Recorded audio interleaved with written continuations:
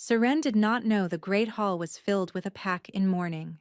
She did not know the alpha standing rigid by the cold hearth had clawed 2 graves into frozen earth that morning, his hands still raw and bleeding beneath the bandages.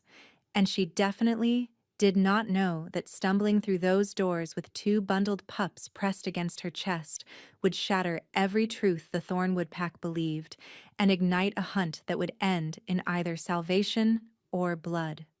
All she knew was that if she stopped moving, she would die. And if she died, the pups died with her. The blizzard had been hunting her for 3 days.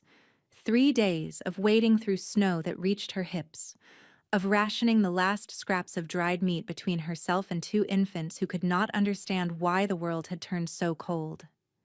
Her cloak was frozen stiff, her lips cracked and bleeding, and she had lost feeling in her feet somewhere around the second night.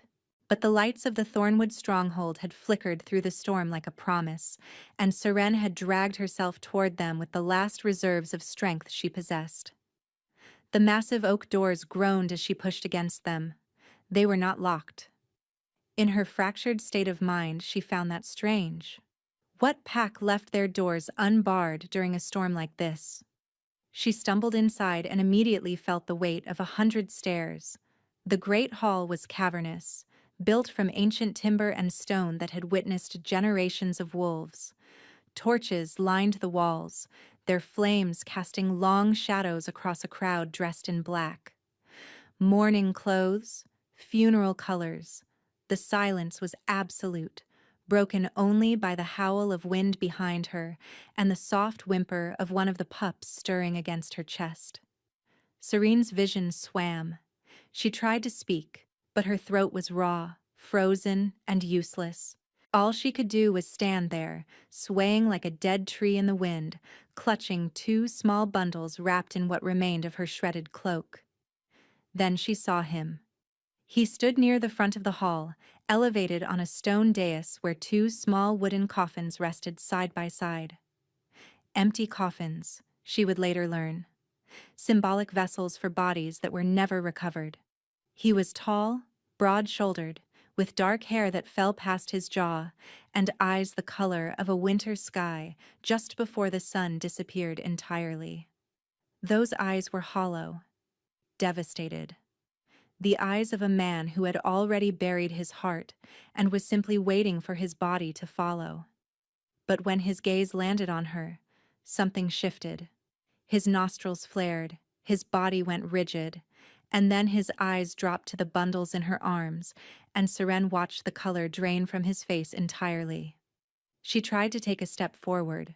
Her knees buckled instead, and she crashed to the stone floor, curling her body around the pups to protect them from the impact. Pain exploded through her shoulder, her hip, her skull. But she did not let go. She would never let go. Footsteps thundered toward her. Voices erupted, overlapping, frantic. Hands reached for her, tried to pry her arms open, and Seren snarled with a ferocity that surprised even her. "Do not touch them." The words scraped out of her ruined throat like broken glass. "Do not touch them until I know they are safe. Those are my pups." The voice cut through the chaos like a blade, deep, commanding, shattered at the edges. The crowd parted, and suddenly he was there, kneeling before her, his face inches from hers. Up close, she could see the dark circles beneath his eyes, the hollows in his cheeks, and the tremor in his hands as he reached toward the bundles. "Those are my children. They died 3 weeks ago. We buried them this morning." Seren met his gaze and held it. "They did not die," she whispered. "But they will if you do not let me explain." One of the pups chose that moment to cry, a thin, reedy wail that echoed through the silent hall like a thunderclap. And the alpha's composure shattered completely. Chaos erupted. The wail of the pup ignited something primal in the crowd. Wolves surged forward, voices rising in disbelief and desperate hope. Someone was shouting orders. Someone else was weeping openly. And through it all, The alpha remained frozen on his knees, staring at the squirming bundle in Seren's arms like he was witnessing a ghost take form. Rowan. His voice cracked on the name. His hand hovered over the bundle, trembling violently, as if terrified that touching the child would prove this was all a cruel illusion. Is that my son? Serene's arms tightened instinctively. Both of them. Rowan and Briar. They are alive. They are healthy. But there are people who want them dead. And if you do not clear this hall right now, everyone here becomes a witness who can be silenced. The words landed like a physical blow. The alpha's eyes snapped to hers and she saw it. The shift from grief to something far more dangerous. The predator waking beneath the broken father. Everyone out. He did not raise his voice, but the command carried the weight of absolute authority. Theron, secure the doors. No one enters or leaves without my permission. A man with copper-colored hair and a warrior's build immediately began herding the crowd toward the exits. There were protests, confused murmurs, but no one dared defy a direct order. Within minutes, the great hall was empty save for Seren, the Alpha, and the silent sentinel who had taken position by the barred doors. Now. The Alpha's voice was ice and iron. Explain. Where did you find my children? How are they alive? We tracked their scent to the river. We found blood. We found their blankets torn apart by wolves. Yes, that was the point.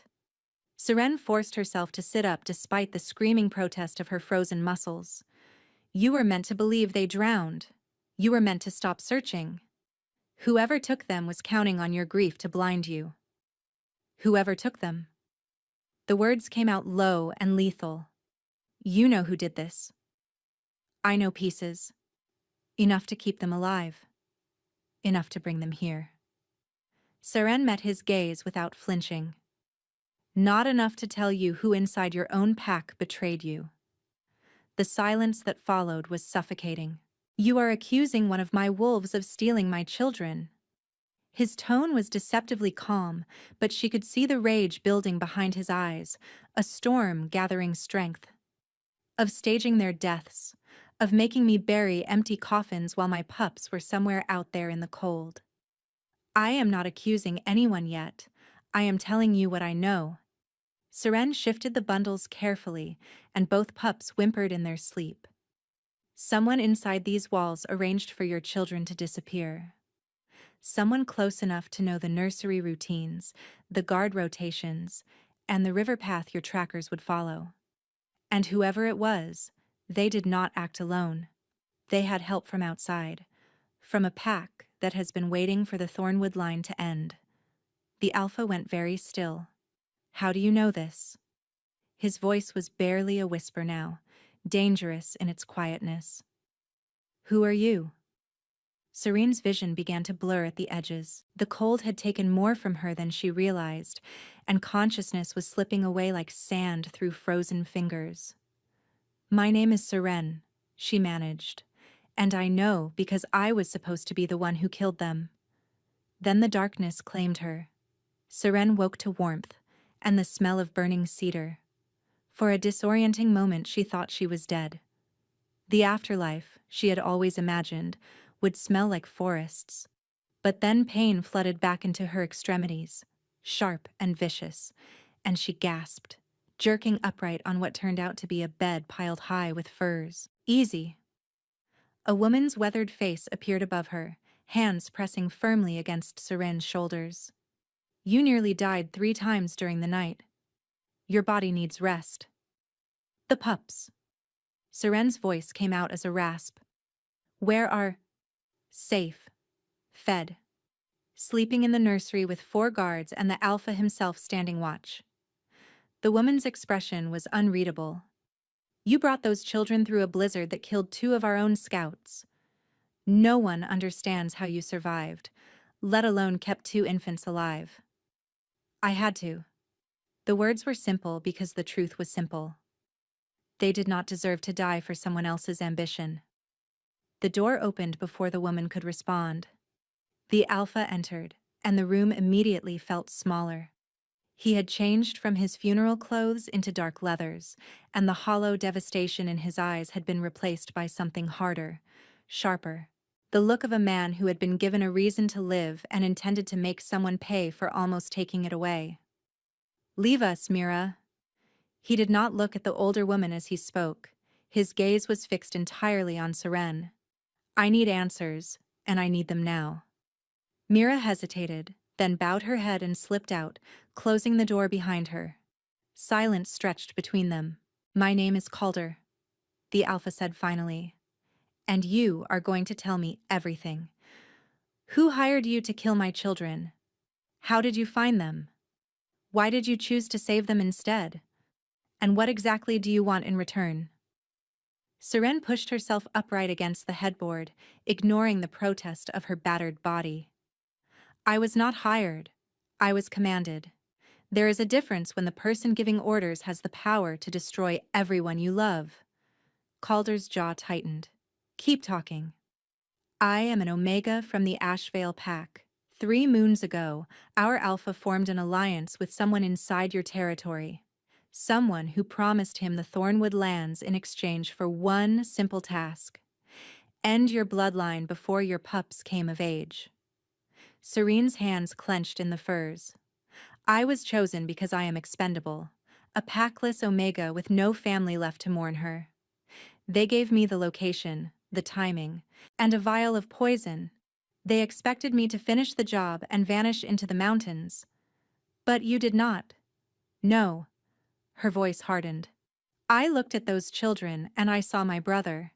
He was 3 years old when our previous Alpha decided his existence was inconvenient. I will not be the weapon that orphans someone else's family." Calder studied her for a long moment, and she could not read what passed behind his winter-gray eyes. "You defied your Alpha. You committed treason against your own pack. You understand what that means?" "It means I can never go back. It means Ashvale will hunt me until I am dead or they are." Seren lifted her chin. "It means I need protection, and you need answers. So let us make a deal, Alpha. Shelter me long enough to identify the traitor in your pack, and I will tell you everything I know about the alliance that tried to murder your children." Calder leaned forward, his presence overwhelming in the small room. "And why should I trust someone who just admitted she was sent here to kill them?" Seren met his gaze without flinching. "Because I did not. Because they are alive. And because whoever betrayed you is still inside these walls, and the next assassin will not have a conscience to stop them." Before we continue, please take 2 seconds to like this video and subscribe. Calder did not answer immediately. He studied her with an intensity that made Seren feel like he was peeling back layers of skin to examine what lay beneath. Predator's eyes. A hunter deciding whether his prey was worth the chase. "You want sanctuary," he said slowly. "Protection from Ashvale in exchange for information." "Yes." "And if your information proves worthless? If you are lying to me right now, spinning tales to save your own skin? Then you can execute me yourself." Seren did not blink. "I would rather die quickly by your hand than slowly by theirs." Something flickered in his expression. Surprise, perhaps, at her bluntness, or recognition of the particular desperation that came from having nothing left to lose. "I want a blood oath," Calder said. "Your word alone means nothing to me. But magic does not lie." Seren's stomach clenched. Blood oaths were binding in ways that went beyond honor. They wove themselves into the soul, and breaking them meant a death more agonizing than any physical torture. But she had expected this. Had known, from the moment she chose to save those pups, that her life would never belong entirely to herself again. "Agreed." Calder pulled a knife from his belt. The blade was old, etched with symbols that hummed with ancient power. Without ceremony, he drew it across his palm. Blood welled up, dark and rich, and he extended his hand toward her. Seren took the knife. The handle was warm from his grip, and she felt a strange pulse travel up her arm as her fingers closed around it. She made her own cut, quick and clean, then pressed her bleeding palm against his. The magic hit her like a lightning strike. She had expected pain. She had expected the binding sensation of an oath taking root. What she had not expected was the flood of something else entirely, a recognition so profound it stole her breath. Her wolf, dormant and subdued for years under Ashvale's brutal hierarchy, surged to the surface with a howl of desperate longing. Mate. The word thundered through her blood. Mate, mate, mate. Calder's hand spasmed around hers. His eyes went wide, the winter gray suddenly blazing with gold as his own wolf responded to the call. For one endless moment they stood frozen, palms pressed together. Magic and something far older binding them in ways neither had anticipated. Then Calder wrenched his hand away. He stepped back, chest heaving, his expression a war between shock and something that looked almost like fear. Seren's palm throbbed where their blood had mingled, and she could still feel it, the invisible thread now connecting them, pulling at her consciousness like a hook buried deep. That was not supposed to happen. His voice was rough, fractured. No.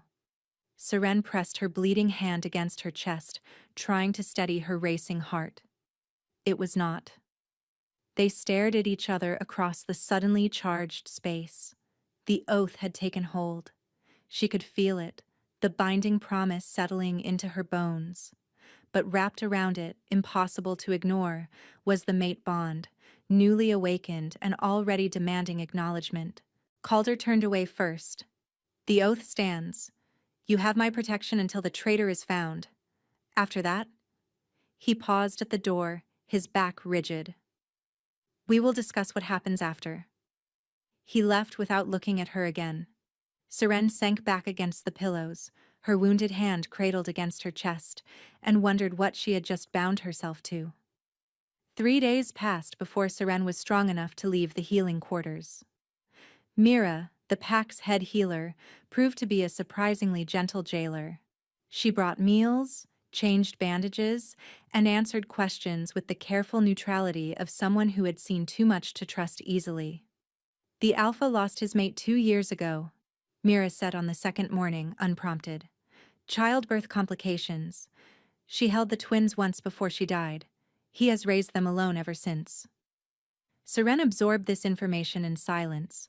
It explained the hollowness she had seen in Calder's eyes, the desperate ferocity with which he had reached for those bundles. He had already lost one person he loved. The thought of losing his children, too, must have been unbearable.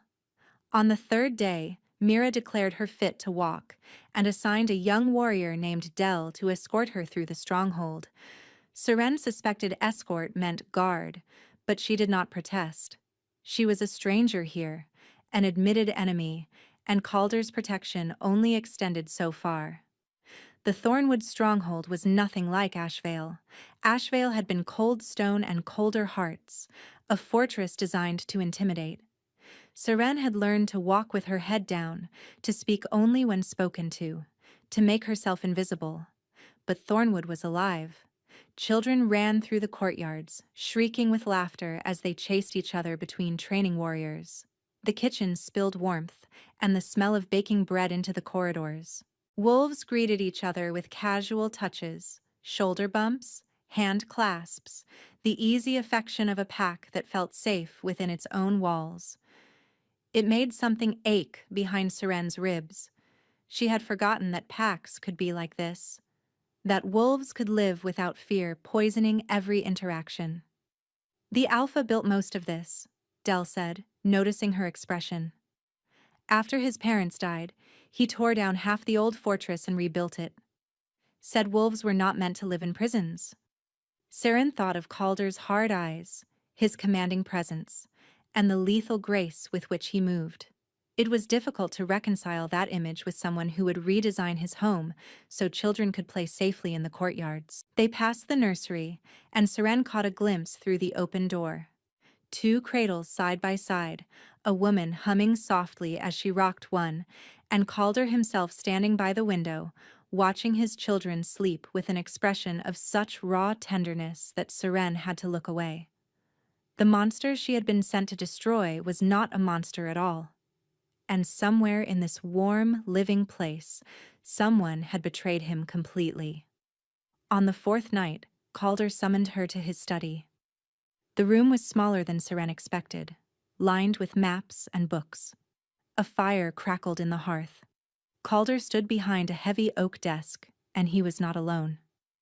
Theron stood at his right hand, arms crossed and expression suspicious. "Close the door," Calder said. Seren obeyed, acutely aware of Theron's hostile gaze tracking her every movement. She had learned from Del that Theron was the Alpha's second, his closest friend and most trusted advisor. If anyone would object to harboring an enemy Omega, it would be him. "You said you have information about the traitor." Calder's voice was flat, businesslike, as if the searing moment of the blood oath had never happened. As if the bond was not even now humming beneath Seren's skin, demanding acknowledgement. "I need specifics. Names. Evidence. Something I can act on." "I do not have names. Not yet." Seren moved closer to the desk, keeping her movements slow and unthreatening. "But I have something better. I have a way to find them." Theron snorted. "Convenient. The assassin who failed her mission now claims she can solve all our problems." "I did not fail."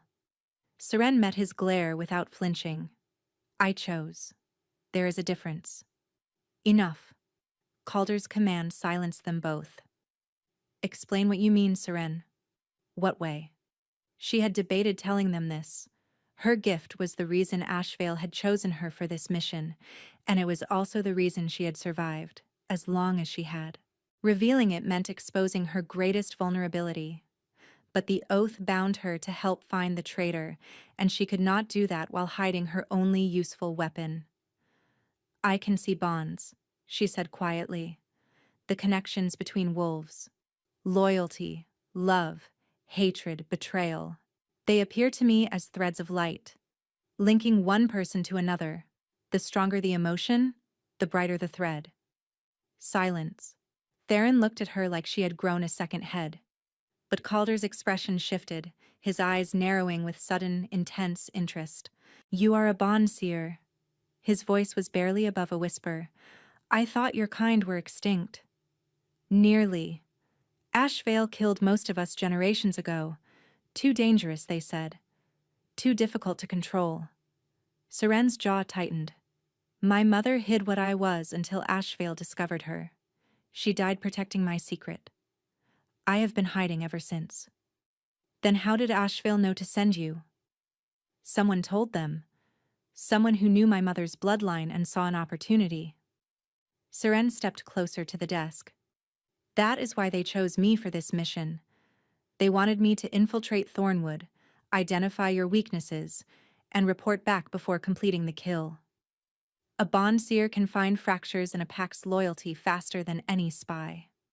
Calder leaned forward. "Can you see the traitor's bond? The connection to Ashvale?" "Not from a distance. I need proximity. Physical closeness." Seren hesitated. "I need to be near enough to feel their threads. If you gather your inner circle, I can read each one." Theron stepped forward, his hostility suddenly sharpened by something that looked like fear. "You want us to let you near the Alpha's closest advisors? His council? His family?"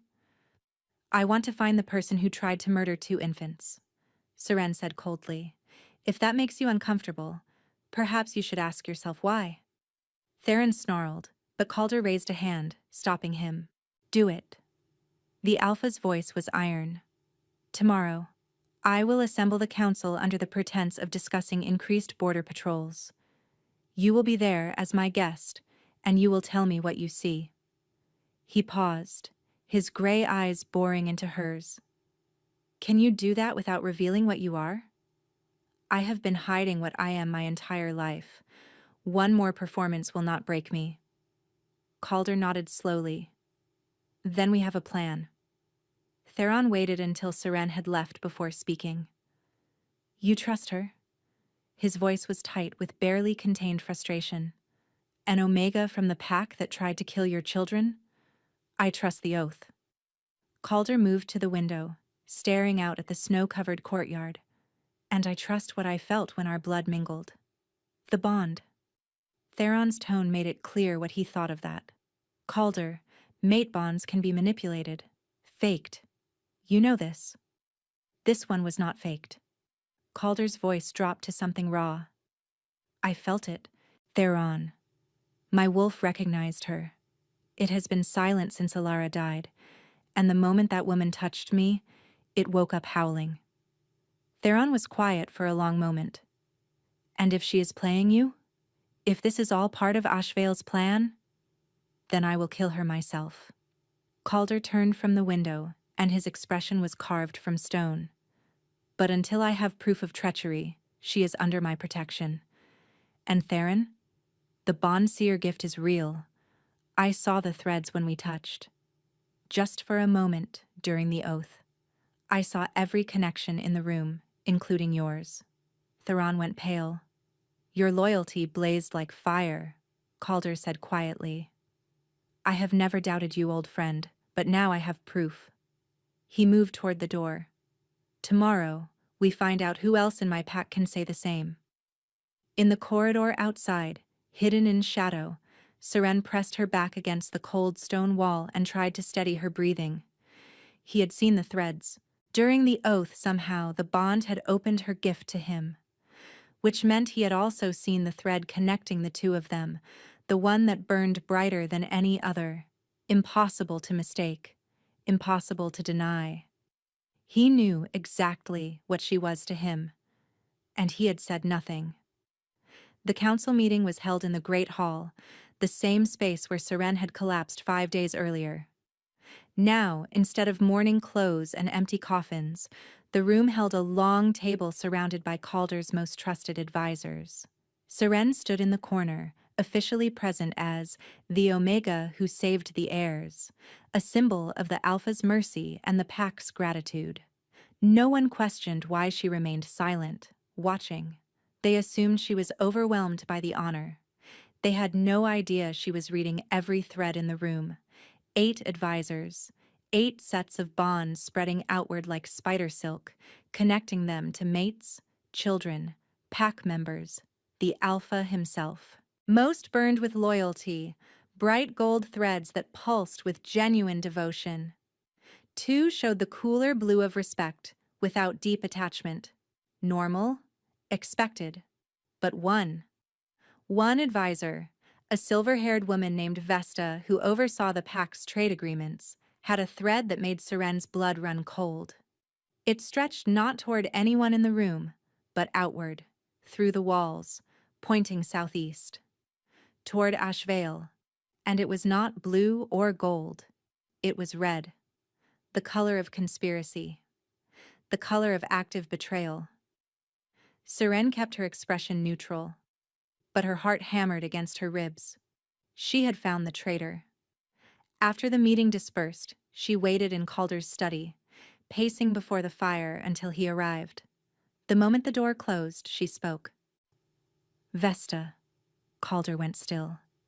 You are certain? The thread leads directly to Ashvale. Red, not faded. This is not old resentment or a past connection. She is actively communicating with them. Seren turned to face him. She arranged the kidnapping. She told them about the nursery routines, the river path, everything. Calder's hands clenched at his sides. Vesta has served this pack for 30 years. She held my mother's hand when she died. She taught me to read trade ledgers when I was 12 years old. And she sold your children to your enemies. The silence that followed was devastating. Seren watched Calder's expression cycle through disbelief, denial, and finally a grief that looked almost physical. Why? The word came out broken. What could Ashvale possibly offer her? I do not know yet, but I intend to find out. Calder moved to the window, his back to her, shoulders rigid with tension. The firelight cast his shadow long across the floor, Serene found herself moving toward him without conscious decision, drawn by the bond that hummed constantly between them now, impossible to ignore. You should not be near me right now. His voice was rough. I do not have control. I know. She stopped an arm's length away. I do not care. He turned, and the raw pain in his eyes made her chest ache. Seren, you have been carrying this alone. The grief, the fear, the weight of this entire pack. You do not have to carry it alone anymore. I barely know you. You know me better than anyone. She held his gaze. You saw the threads during the oath. You know what I am to you, what you are to me. Calder's breath caught. The bond does not mean... The bond means everything, and you know it. Seren stepped closer, close enough to feel the heat radiating from him. I have spent my entire life being used, being invisible, being a weapon for other people's ambitions. And then I walked through your doors, half dead and terrified, and you gave me protection without asking for anything in return. You gave me a place to heal. You trusted my word when you had every reason not to. I had the oath. You had more than that. Her voice softened. You felt it too. From the very first moment. Calder reached out slowly, giving her time to pull away. When she did not, his hand cupped her cheek, his thumb brushing across her cheekbone with devastating gentleness. I am trying to be honorable, he said quietly. You are vulnerable. You have nowhere else to go. I will not take advantage of that. You are not taking anything. Seren leaned into his touch. I am choosing. For the first time in my life, I am choosing something for myself. And I choose you. He kissed her. It was not gentle.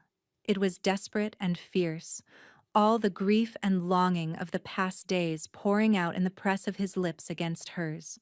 Seren gasped into his mouth, her hands fisting in his shirt, pulling him closer as the bond between them blazed incandescent. When they finally broke apart, both breathing hard, Calder pressed his forehead to hers. After Vesta is dealt with, he said roughly. After the pack is safe, and Ashvale's threat is ended, I am going to court you properly. I am going to give you the choice you deserve, free from danger, free from obligation. And if I have already made my choice, then I will spend the rest of my life proving you made the right one. Seren smiled against his lips. I can accept those terms. They planned Vesta's arrest for the following evening. Calder wanted evidence beyond Seren's sight, something that would convince the council and prevent any question of the Alpha acting on the word of an outsider alone. Theron would search Vesta's quarters while she was occupied at dinner, looking for correspondence, payment records, anything tangible. But Ashvale moved faster. Seren was in the nursery, watching the twins sleep, when she felt it. A shift in the threads around her, a sudden flare of hostile intent that made her wolf snarl in warning. She spun toward the door just as it opened. Vesta stood in the threshold, a small vial clutched in her weathered hand. Her expression was calm, almost serene, but her eyes burned with something unhinged. I wondered how long it would take. Vesta stepped inside, closing the door behind her. A bond seer. I should have recognized the signs. Your mother had the same look about her, always watching, always seeing too much. Seren positioned herself between Vesta and the cradles. You knew my mother? I knew of her. Ashvale kept records of every bond seer they eliminated. Your bloodline was supposed to end with her. Vesta's smile was thin and cruel. Clearly, they were not thorough enough. Why are you doing this? What did Ashvale promise you? Freedom. The word came out bitter. 30 years I have served this pack. 30 years of watching alphas rise and fall, of being passed over, dismissed, treated like furniture. Ashvale offered me a position of power, a seat on their council. All I had to do was remove a few obstacles. Children. Seren's voice shook with fury. You call murdering children removing obstacles? They were never supposed to die. The original plan was ransom, leverage, a way to control Calder until Ashvale was ready to strike. Vesta's expression flickered. But you ruined that. You brought them back. And now the Alpha knows there is a traitor. My only option is to finish what I started and disappear before he finds me. She raised the vial. Wolf's bane, enough to stop 2 small hearts in seconds, and then, enough left for you. Seren lunged. She was not a trained warrior, but she was fast, and desperation gave her strength. She caught Vesta's wrist before the vial could reach the cradles, twisting hard. The older woman snarled and fought back with surprising ferocity. They crashed against the wall. The vial slipped, shattering on the stone floor. Vesta's elbow connected with Seren's jaw, sending stars exploding across her vision. You should have stayed dead in that blizzard, Vesta hissed, her hands closing around Seren's throat. You should have let nature take its course. Seren clawed at the fingers, cutting off her air. Her vision was darkening, her lungs screaming for oxygen. Behind her, one of the twins began to cry. The door exploded inward. Calder moved like death itself, crossing the room in 2 strides and ripping Vesta away from Seren with enough force to send the older woman crashing into the opposite wall. His eyes blazed gold, his wolf fully at the surface, and when he spoke, his voice was barely recognizable. You touched my mate. The words were a growl, inhuman and terrifying. You threatened my children. Calder. Serene's voice came out as a rasp, her throat on fire. Do not kill her. We need information. We need to know Ashvale's full plan. For a moment she thought he would not listen. The predator in his eyes wanted blood, wanted vengeance, wanted to tear apart the woman who had betrayed everything he loved. But then his gaze found Seren, and something in his expression shifted. Theron. His voice was ice. Take Vesta to the cells. Triple guard. No visitors until I say otherwise. Vesta laughed as Theron hauled her upright, the sound unhinged and wrong. It is too late. Ashvale is already coming. They will burn this pack to ash, and there is nothing you can do to stop them. Calder's jaw tightened. We will see about that. The interrogation took 3 hours. Vesta, faced with the evidence of her treachery and the promise of execution, eventually broke. Ashvale was not just coming. They were already on their way. A war party of 50 wolves, led by their alpha himself, planning to strike Thornwood at dawn. They will kill everyone, Vesta said flatly, all pretense of composure gone. Every adult, every elder, every wolf who could challenge their claim.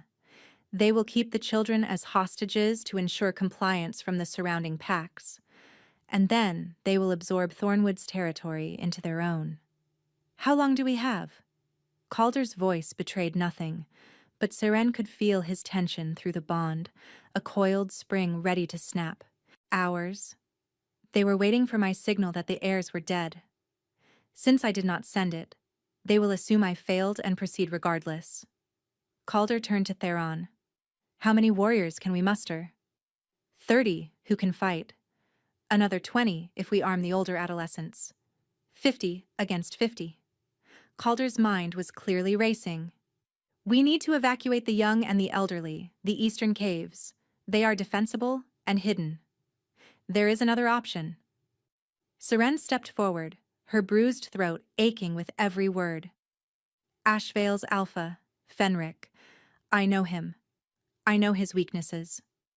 Every eye in the room turned to her. He is paranoid. He trusts no one, not even his own generals. If his forces were to receive conflicting orders, if they believed their alpha had changed the plan. She met Calder's gaze. I can forge his bond signature. Make it look like a command thread coming directly from him. You can manipulate bonds? Theron sounded horrified. I can create false impressions, temporary ones, enough to cause confusion, to buy time. Seren's voice hardened. Enough to make Ashvale's wolves hesitate when they should be attacking. Calder studied her for a long moment. You would reveal your gift to the enemy, They would know what you are. They already want me dead. At least this way, my death would mean something. She lifted her chin. Let me fight for this pack, Calder. Let me earn my place here. He crossed the room in 3 strides, cupping her face in his hands. You have already earned your place, 100 times over. Then let me protect it.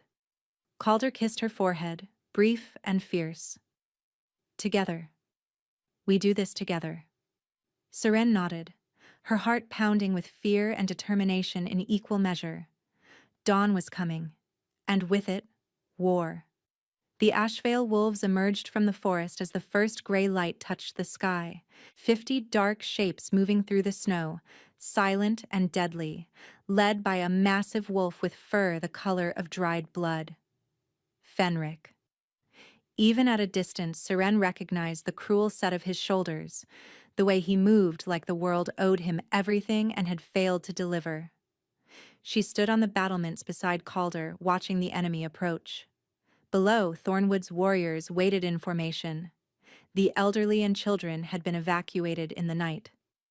Remember the plan, Calder said quietly. You create confusion. I handle Fenric. And if the confusion does not work, then we fight until we cannot fight anymore. He caught her hand, squeezing briefly. Stay alive, Seren. That is an order. I do not take orders from you. Despite everything, he smiled. I know. That is one of the things I love about you. Before she could respond, Fenric's howl split the dawn and the attack began. Seren reached deep into her gift, deeper than she had ever gone before. The threads of Ashvale's wolves blazed before her, hundreds of connections binding them to each other, to their alpha, to the pack they served. She found the command threads, the bonds of obedience that tied each warrior to Fenric's will. And she twisted. It was like plunging her hands into fire. Pain seared through her skull as she wove false impressions into the existing bonds, sending contradictory signals. Retreat, hold position, attack the left flank, protect the alpha, abandon the alpha. The effect was immediate. Ashvale's formation shattered. Wolves stumbled, confused, some turning on each other as the false commands warred with their true orders. Fenric's roar of fury echoed across the battlefield as his perfect ambush dissolved into chaos. Seren fell to her knees, blood streaming from her nose, her vision blurring at the edges. She had bought them time. Now it was up to Calder to finish it.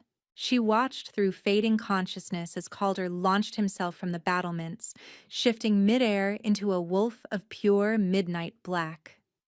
He hit the ground running, tearing through the confused Ashvale ranks like a force of nature. Fenric met him in the center of the battlefield. The 2 alphas clashed with a violence that shook the earth, teeth and claws, blood and fury, 2 apex predators fighting for the right to survive.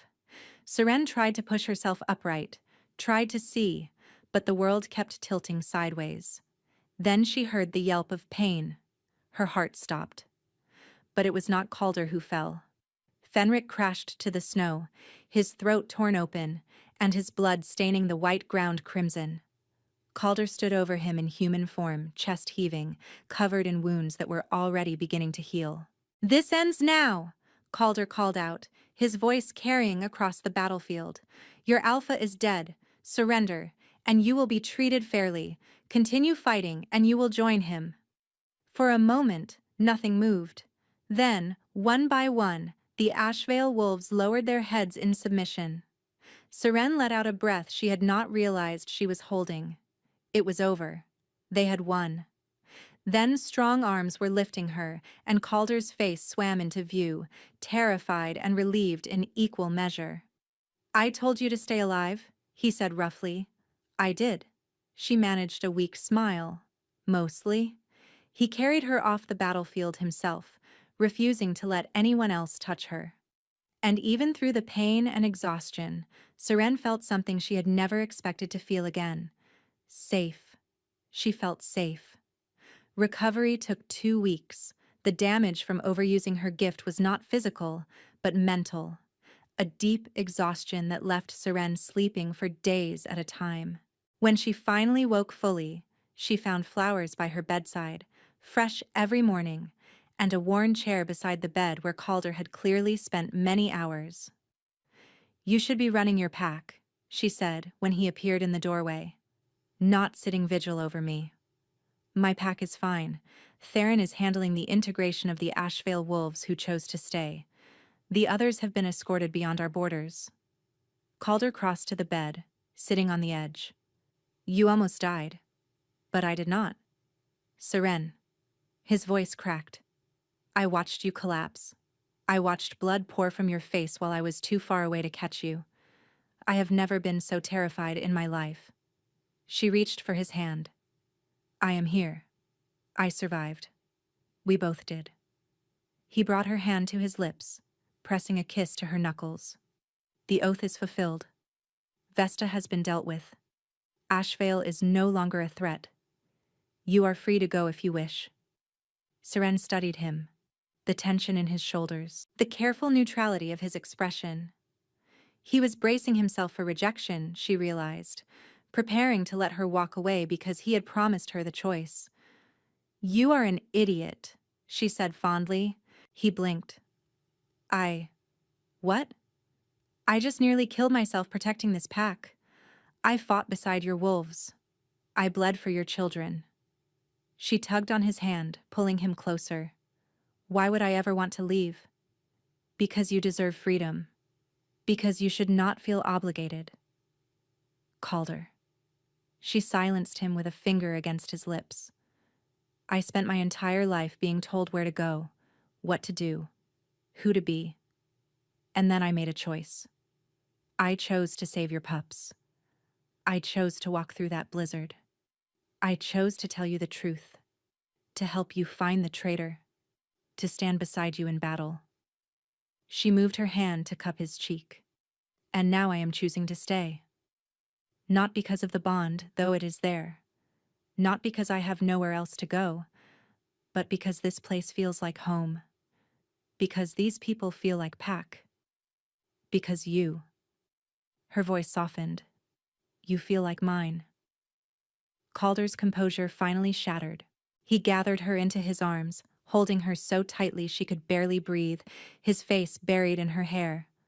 "I love you," he said, the words muffled but unmistakable. "I have loved you since you snarled at a room full of strangers and refused to let go of my children." Seren laughed, tears pricking her eyes. "I love you too, even when you are being noble and self-sacrificing and insufferable." "I am never insufferable. You are frequently insufferable, but you are mine, so I will tolerate it." He pulled back to kiss her properly, and the bond between them sang with joy. The bonding ceremony was held on the winter solstice, the longest night of the year. Tradition said that bonds forged in darkness would burn all the brighter when dawn came. Seren thought it was fitting. She and Calder had found each other in the darkest moment of both their lives. Everything that came after would be light. The great hall was transformed. Candles lined every surface, their flames reflected in garlands of silver and white. The pack gathered in their finest clothes, faces bright with joy. In the front row, Rowan and Briar sat in their nurses' arms, too young to understand, but somehow knowing that tonight was important. Seren wore a dress the color of fresh snow, embroidered with silver thread that caught the candlelight. Mira had woven winter roses into her hair, and even Theron had grudgingly admitted she looked acceptable. Calder waited for her at the altar, dressed in black with his family crest emblazoned over his heart. When she appeared at the end of the aisle, his expression transformed into something so openly adoring that Seren felt her cheeks flush. "You are staring," she murmured as she reached him. "I plan to stare at you for the rest of my life." He took her hands. "I hope you are prepared for that." "I suppose I can endure it." The elder who performed the ceremony spoke of loyalty and choice, of bonds freely given and faithfully kept. When it came time for their vows, Calder went first. I promise to protect you, but never to cage you, to stand beside you, never in front of you, to love you in all your forms, all your moods, all the days we are given. His thumbs brushed across her knuckles. You walked through a storm to save my children. You walked through fire to save my pack. I will spend every day earning the gift of your presence in my life. Seren blinked back tears. I promise to challenge you when you are wrong and support you when you are right. To use my gifts in service of our pack, our family, our future. To choose you every morning and every night, for as long as my heart beats. She squeezed his hands. You gave me freedom when you could have demanded servitude. You gave me trust when you had every reason for suspicion. I will spend every day proving that trust was not misplaced.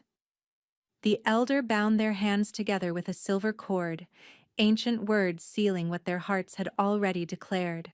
When the ritual was complete, Calder kissed her with such tender ferocity that the entire hall erupted in cheers.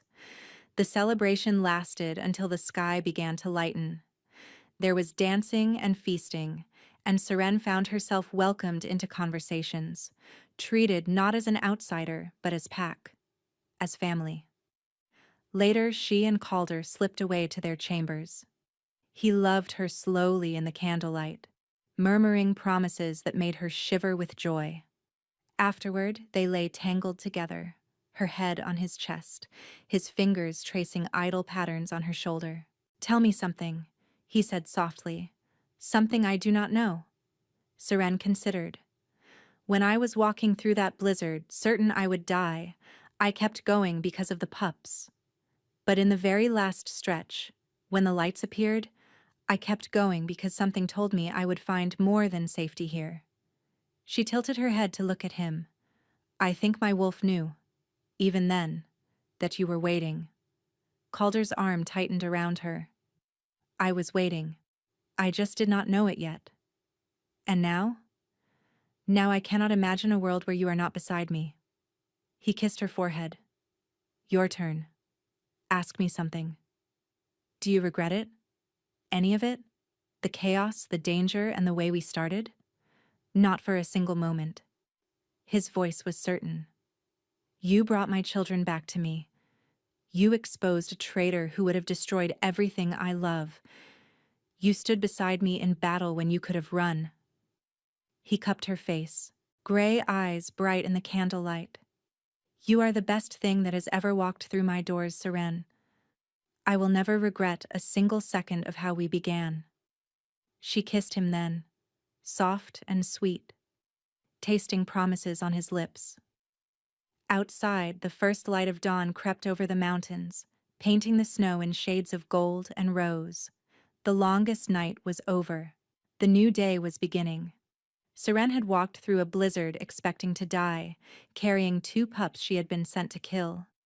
Instead, she had found a home, a family, a love she had never dared to imagine. Fair trade, she thought as sleep claimed her, safe in her mate's arms, the best she had ever made. Where are you listening from? Let me know in the comments. I love hearing your thoughts. And if you enjoyed this story, please subscribe. It is free and helps more people discover these tales.